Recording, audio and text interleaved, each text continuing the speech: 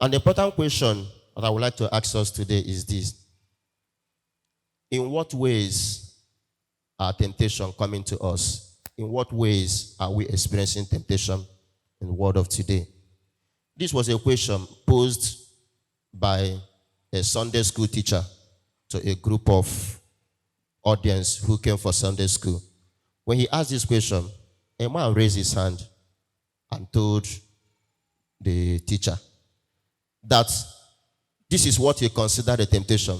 That one day, his boss in a company where he was working called him and told him, man, you have been doing exceptionally well as a sales manager in this company. Now the company is expanding your territory, your sales territory, because you have been doing so well. The man turned to the boss and told the boss, I'm afraid I can't accept the offer. I'm already away from home 4 days in a week. If I accept this offer, I might be 6 days a week from home. No time for my family. I think I'm comfortable with the way it is. The boss told him, no, it's for the good of your family. Your children need money. Don't mind the fact that they are still tender. They don't need much money yet. But they will still grow, enter university, enter college. They will need money. So, you need this work to help you to cater for your family. The man said, well, this is temptation for me. This is temptation for me. The money will come actually, but my family will suffer in the process. And I'm caught up in a bit of dilemma. Many of us experience temptation in this fashion. Temptation doesn't come like something very bad, something very painful. It may come in a very attractive way. Now, you need strength of character. You need to control your greed for you to be able to defeat any temptation. One of the things temptation reveals about any of us is what I may call strength of character or integrity of character. Our people, the Igbos, used to say,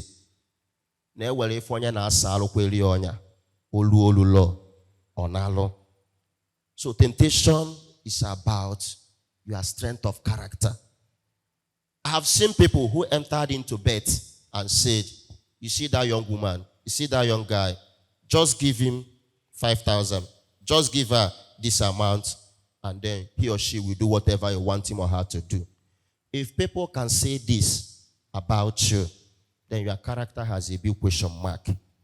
It means that people have placed a price tag on you. They have placed a price tag on you. But I still love the wisdom that comes from our tribe as Igbos. On the buy and say, na money Elisa. Inye sato omanwe. Inye isi omanwe.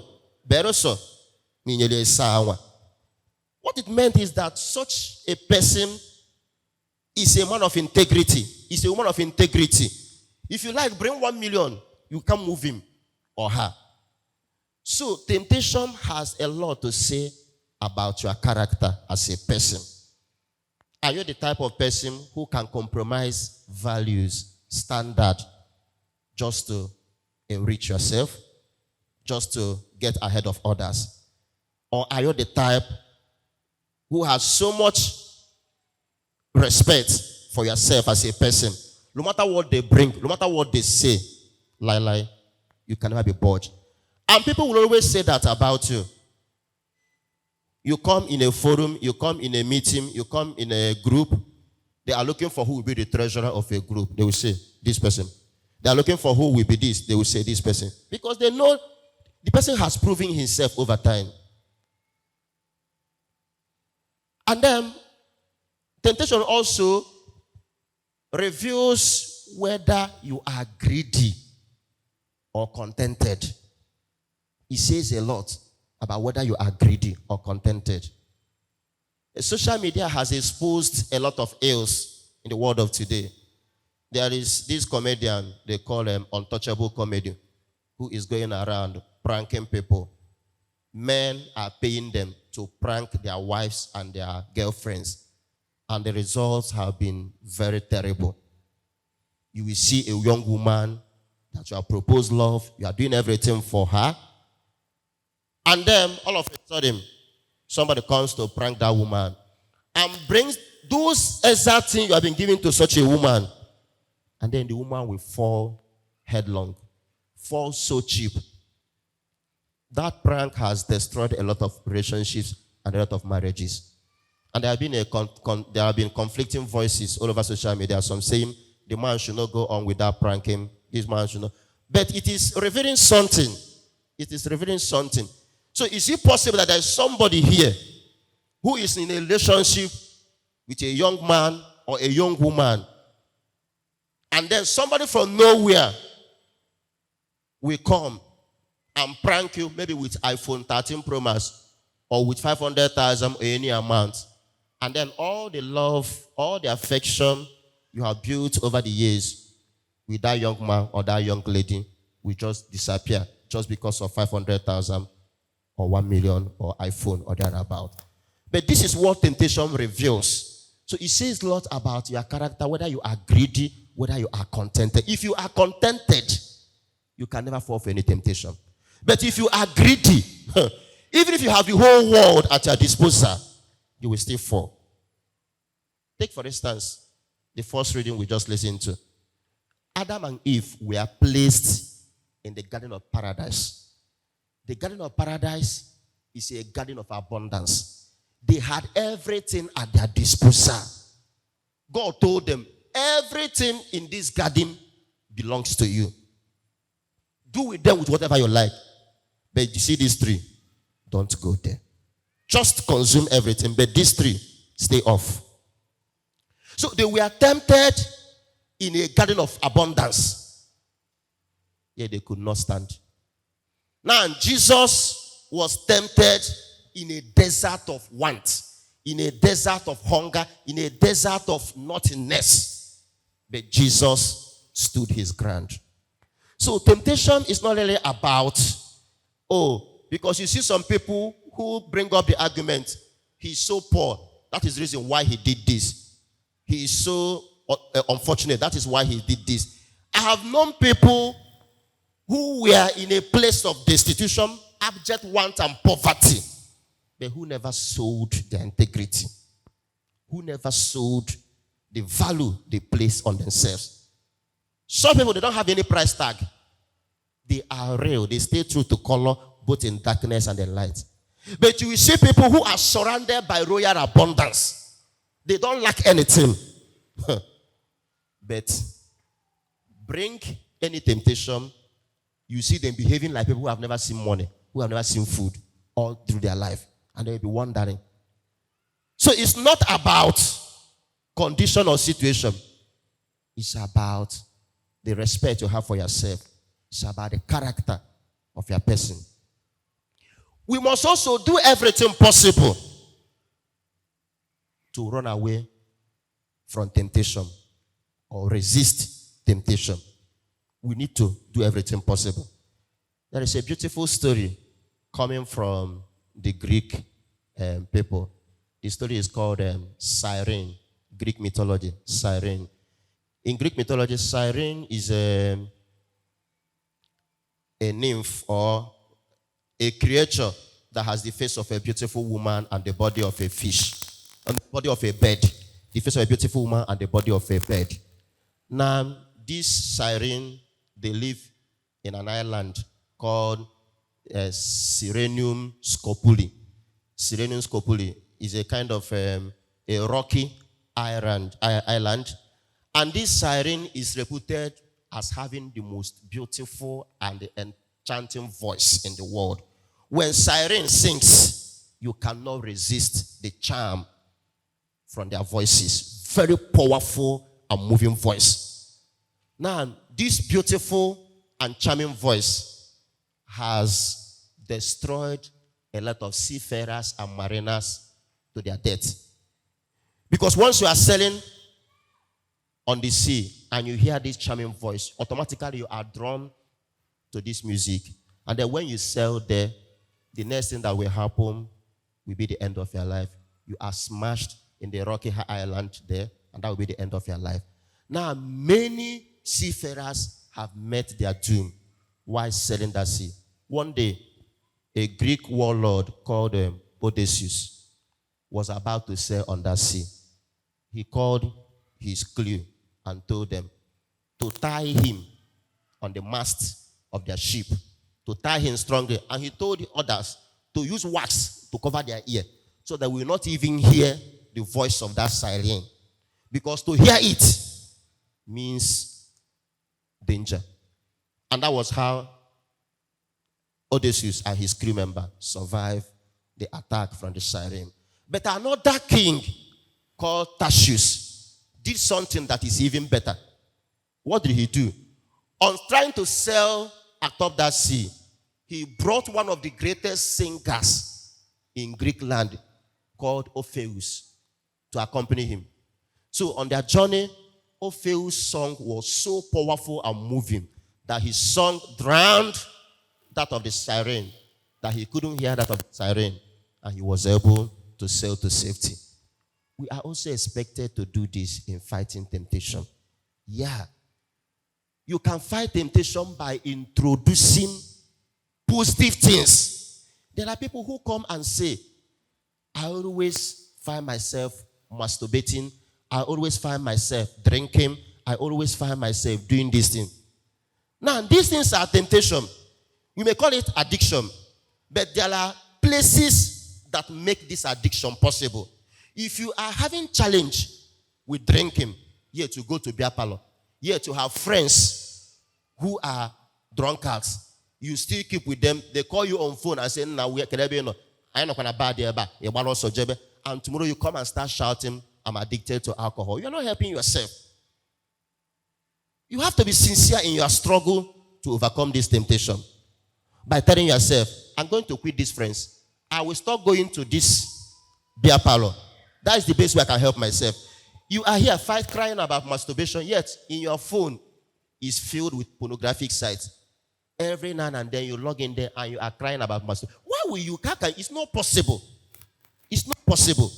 So you need to make a sincere effort. If you really want to fight it, you need to make a sincere effort. And then there are also people who are crying about temptation, yet they are holding firmly.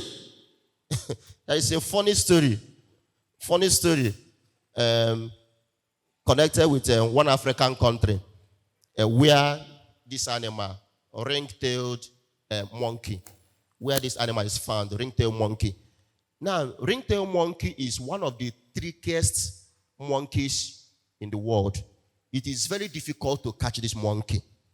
Now, that country, I've forgotten the name of the country, has perfected the best way of catching this monkey. What did they do? This monkey is very much in love with cookies and other edibles. Now, look at what they do. They will get a cookie or any edible, and then they will get coconut, open the coconut from one end, and then open it from the other end, and then remove the water and everything, and then get the cookie and put inside the coconut. Now, this ring-tailed monkey, once he perceives the smell of the cookie, he goes there immediately and then puts hand inside the hole in the coconut. Once he puts hand there, it lays hold of the coconut, the cookie. Now, because in putting hand there, it puts his hand this way. Then once he grabs the cookie, it turns the hand into a fist like this. Now, to bring the hand out becomes difficult because it is holding the cookie. Now, release the cookie. No way. It is holding firmly to the cookie. Now, pull out the hand. No way. So it will be there crying and shouting. But the only thing that is holding this monkey is just to free the cookies and the hand will be free. But it will refuse to free the cookie and will hold firmly to it until this way will come and just carry the monkey like this. With this strategy, they have been capturing this trickiest and wisest monkey. Is it possible that with all your intelligence, with all your achievement and status, just one little thing is your undoing or has remained your undoing? We need to look into our life and know where we have been falling, will I say mugu, as the case may be. So temptation comes in different fashions. And then there are things we do at the initial stage. It doesn't have consequences. But give it time and years, it will degenerate into something terrible. There are attitudes and behaviors we are doing now that are very simple, but over time, it becomes a terrible monster. An American man called Antoine Yates came home one day with 1 month old tiger and the alligator. Brought them home as pets. And this man was living with this tiger and the alligator, feeding them, using them as pets. Then after 2 years, the 1 month old tiger has grown into a 500 pounds monstrosity. Very big. Likewise, the alligator. One day, police got a distress call that a man has been beaten by an animal in his apartment. When the police people came into this man's apartment, they saw the man in the balcony of the house with wounds all over his body. And then when they looked through the keyhole, they saw a monstrous tiger, a 2-year-old tiger, and the alligator somewhere. They needed more than 50 policemen, remove the roof of the house, and tranquilize the tiger and the alligator before they send them to the sanctuary where those animals are kept. There are tiny things that don't seem problematic now, but time will come when the effort of the whole world will be needed to defeat it, and it will not be possible. It's always good to be careful about the things we do, because resisting temptation is not just something you just wake up and say, yes, I can do it. It's not that simple. That is why it's always good. Our people used to say,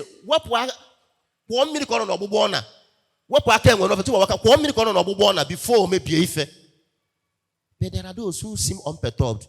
You just live your life as if nothing is happening, and you are literally tying yourself into a difficulty that will be difficult to break free when the time comes. Temptation comes every now and then, but the struggle to defeat it is what we have to decide. And then, let me be blunt, let me say it. There is nobody in this church, listen to me now, who can say, I can never fall into any temptation. If you say this, that is pride and arrogance, and it can create problem for yourself. Humility should tell you that anybody, no matter who you are, can enter into any difficulty. One American pastor called Max Lucado, there was a point he made in a very beautiful book he wrote. I've forgotten the name of the book. The man said, given the right lure, aim at the right moment, and at the right temptation, there is no man alive who will not pull down the curtain and live out his vilest fantasy. Given the right lure, aim at the right moment, and at the right temptation, there is no man alive who will not pull down the curtain and live out his vilest fantasy. What this man is trying to say is that there are circumstances that can even push a pope to do the unthinkable if the pope decides to be stupid. There are circumstances that can even make a priest to rape a virgin if priest decides to be stupid. So when you understand this, then you know that temptation can be so powerful. And because it can be so powerful, you need to make extra effort to create an environment that makes for strong virtue, that makes for life of integrity.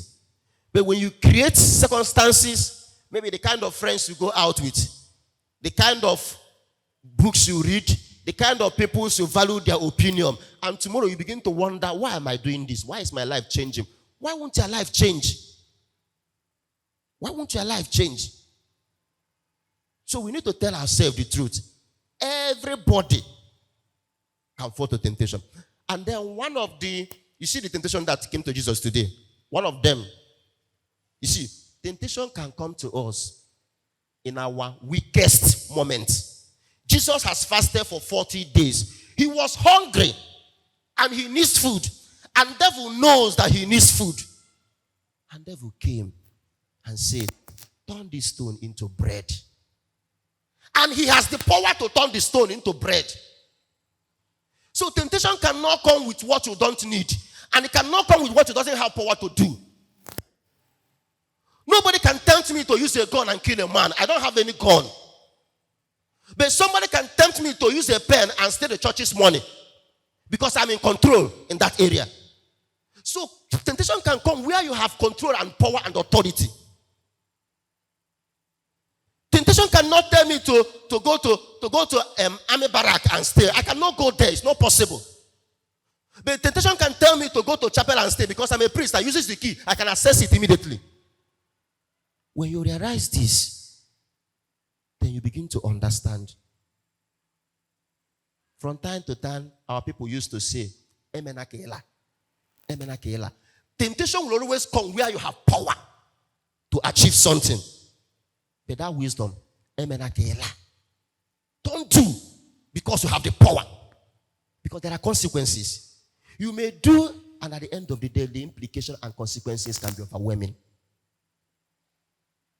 So Jesus has the power to turn stone into bread.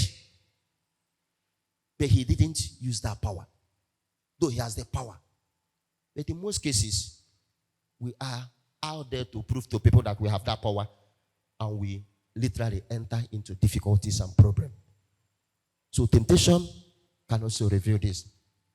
A man had come to me telling me that he has eaten the group money in his possession, that he is the accountant or treasurer of the group he belongs to.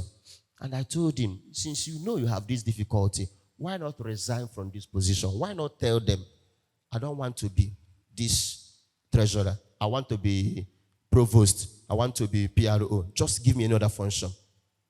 Because I know a certain man who was appointed a treasurer of a group. The man stood up and said, Bikono, I'm an Kabende. Don't give me this position. Give me this one. I'm an Kabende. I know my place. I know myself. Give me this one. I don't want this.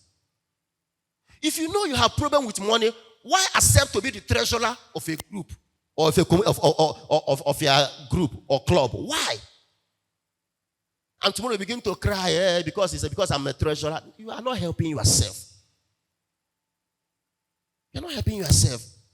I've said it. Are they willing to do together? Or will I go na at on the table for you? Don't do it. You tell yourself the truth. You're not helping yourself.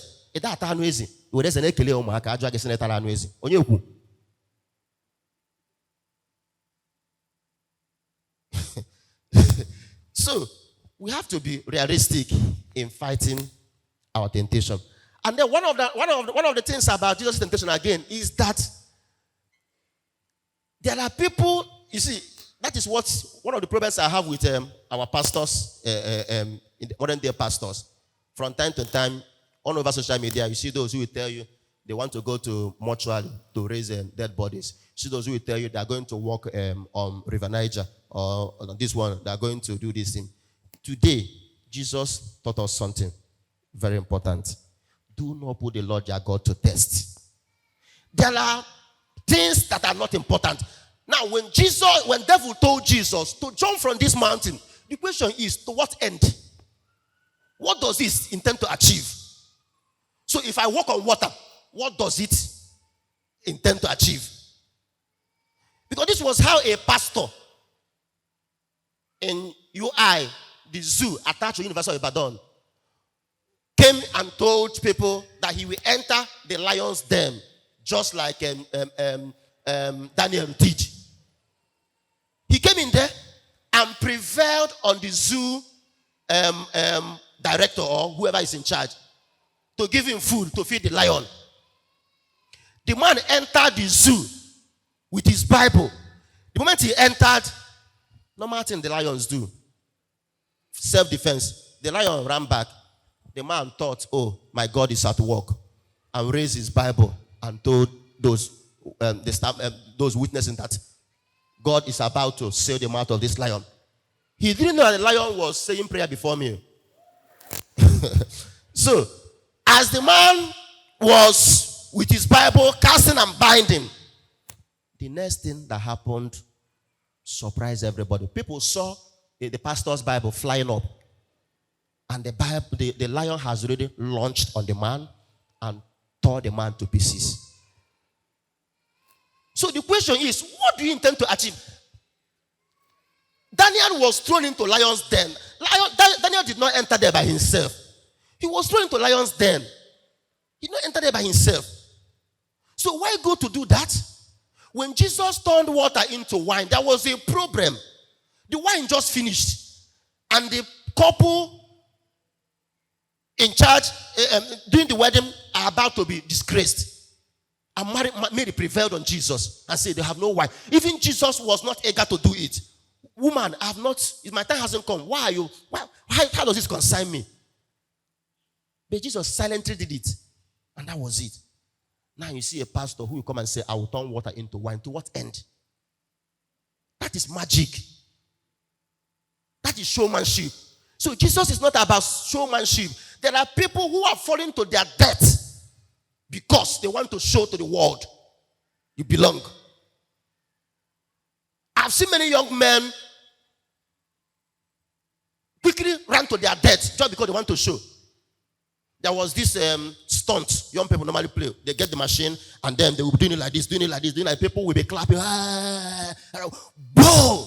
It's over. Everybody will say, Jesus. Please don't allow this kind of thing to destroy your life. Jesus has taught us that faith is not stupidity. Faith is not stunt. It is not magic. It is not showmanship. Because the question, if Jesus had done that, Jesus would have given us a bad idea of faith. To what end?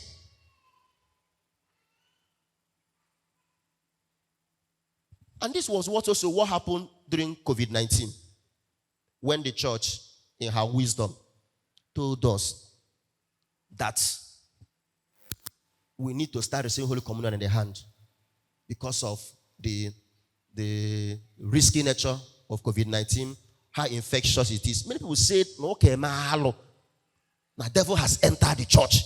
Why will Pope even say something like this? That all the bishops will go to hellfire. Some even went on a protest march.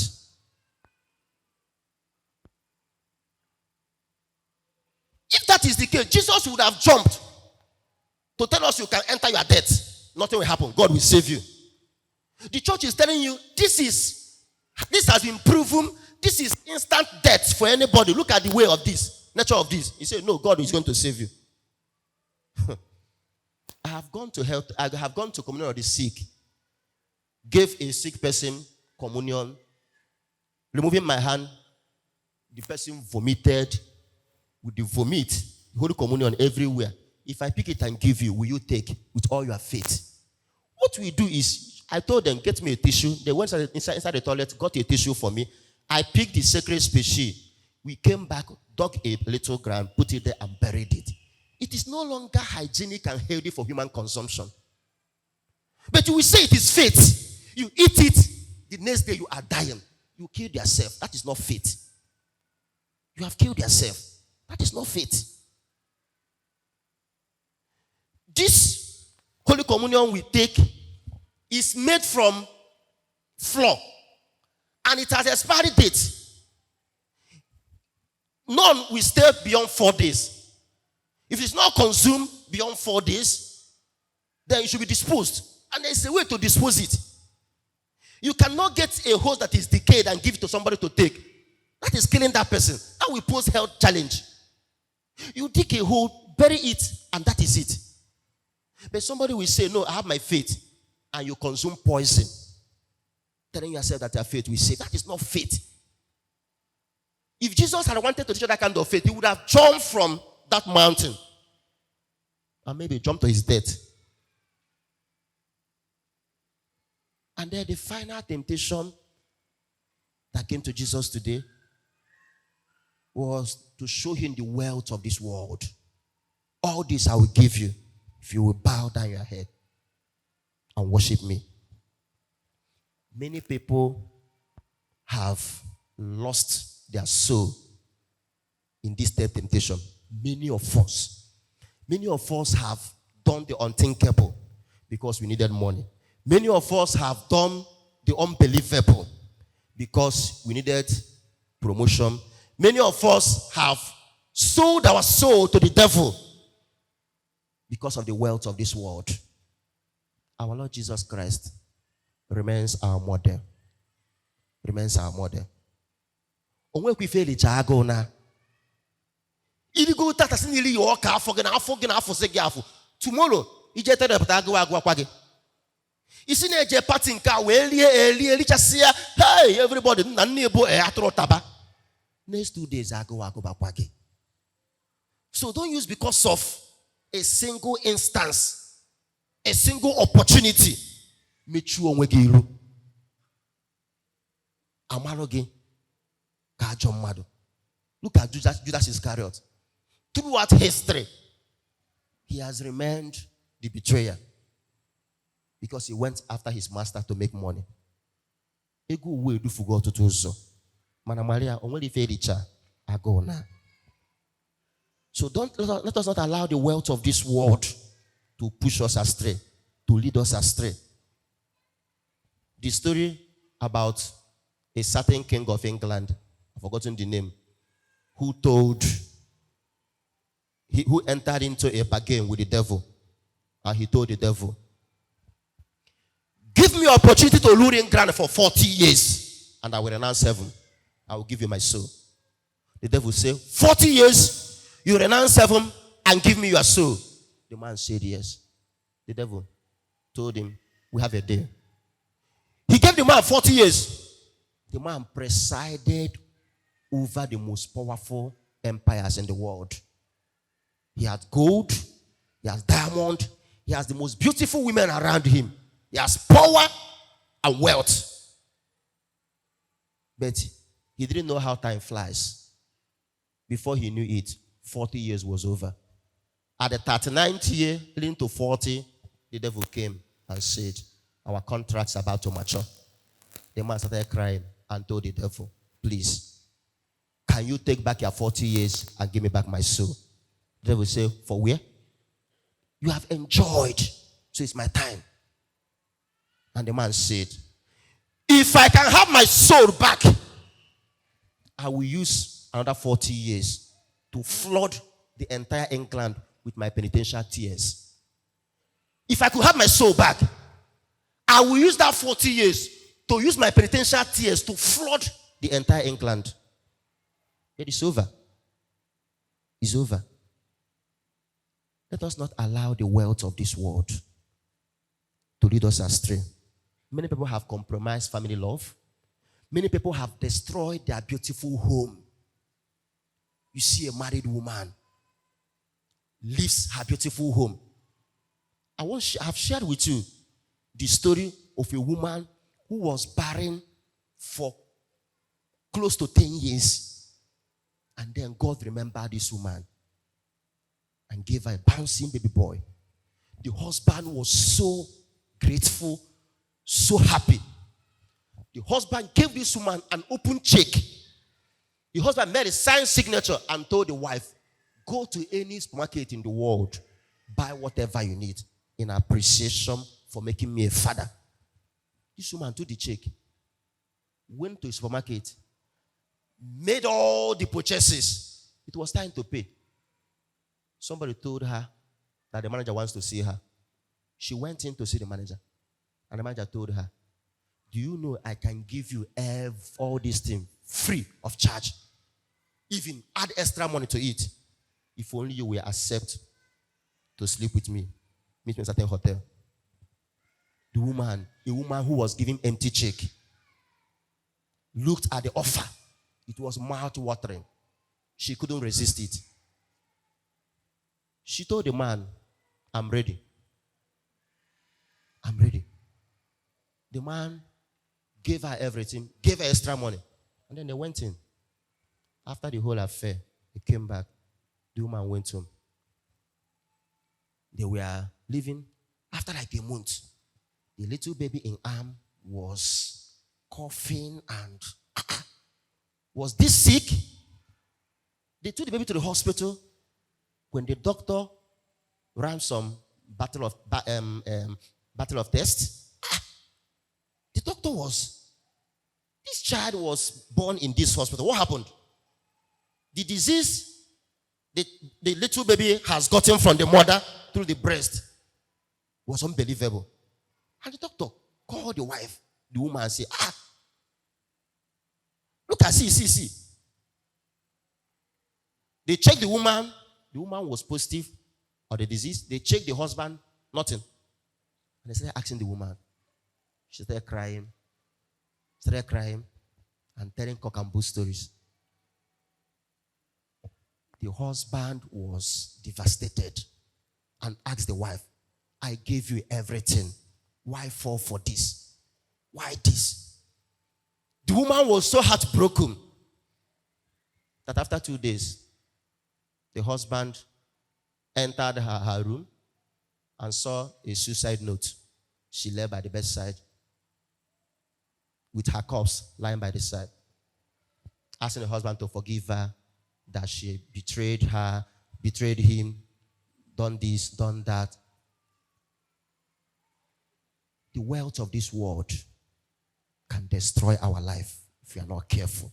We need to learn from Jesus, who told devil, be gone. You shall only serve the Lord your God and no other God. If you are not careful, even the wealth of this world will not be enough to assuage your greed. Even when you have the whole world and you are a greedy type, this is the kind of temptation that will push you quickly to your grave. We pray God to give us the wisdom to know that the temptations of this world are many and they come in different fashion. Not that you are poor or rich. It can come to the poor, it can come to the rich, it can come to anybody. So there are those who fall to temptation because they are poor. There are those who are poor who don't fall to temptation. There are those who fall to temptation because they are greedy. There are also those who, even when they don't have anything, they are contented. There are those who have no need of, who just stupid. It's just stupidity. There was a lament St. Augustine made in St. Augustine's Confession when St. Augustine and some group of boys went into another man's orchard and stole pear from the man's orchard. Now, after stealing the pear, they came out from the orchard. As they were walking on the road, they were throwing the pear inside the bush. According to Augustine, he did not eat a single pear from the whole pear they stole. And then Augustine came home and began to wonder about this kind of criminality and theft. He said that people steal out of need. Somebody is hungry and he went and stole. But in his own case, he stole for the fun of it. Because even the pear in his own father's orchard was better and more edible than the one they stole. And Augustine said, if that act of theft were to be a human being, I would conjure it up and ask it a question. And the question would be, what was it in you that attracted me? So there are those who fall into temptation when ordinarily they shouldn't have fallen into temptation. Just for the fun of it. You want to play stunt. You jump from a high mountain to your death. I have come to a place where a young man died. Everybody that came and saw the corpse, we are cursing him and say, I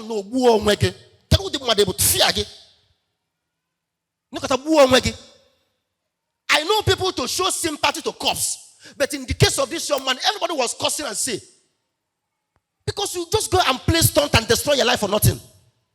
He will carry a machine and raise one leg up and be running. Wow. Everybody in the community will be saying, what's wrong with this boy?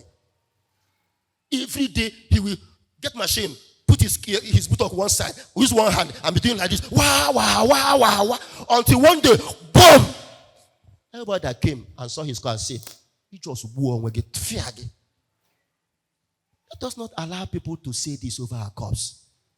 We will be careful about the kind of things that trip us, about the kind of temptation we fall into. Jesus has given us the 3 best examples. In fact, the 3 most powerful temptation came to Jesus. Temptation that can come because you are poor and needy, you are hungry.